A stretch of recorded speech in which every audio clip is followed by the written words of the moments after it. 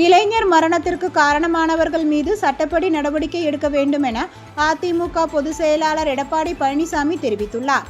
இது தொடர்பாக அவர் வெளியிட்டுள்ள அறிக்கையில், சிவகங்கை மாவட்டம் மடப்புரம் கோவில் காவலாளி அஜித்குமார் என்பவர் பெண் பக்தரின் காரில் இருந்த 9.5 பவன் நகையை திருடிவிட்டதாக வந்த புகாரை அடுத்து போலீசார் அவரிடம் விசாரணை செய்ததாகவும், போலீசாரின் தாக்குதலால் அஜித்குமார் மரணமடைந்து விட்டதாகவும் உறவினர்கள் போராட்டத்தில் ஈடுபட்டுள்ளனர் என்று தெரிவித்துள்ளார். ஜெய்பீம் படம் பார்த்தேன், உள்ளம் உலுக்கியது என சினிமா ரிவ்யூ எழுதிய முதலமைச்சர் எங்கே இருக்கிறார்?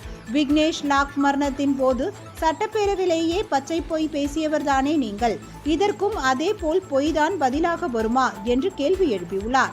தவறு செய்ததாக காவல்துறை கருதினால் கைது செய்து நீதிமன்றத்தில் ஒப்படைத்து உரிய சட்ட நெறிமுறையை பின்பற்ற வேண்டுமே தவிர சட்டத்தை தங்கள் கைகளில் முழுமையாக காவல்துறை எடுத்துக்கொள்ளக்கூடாது என்றும் தெரிவித்துள்ளார்.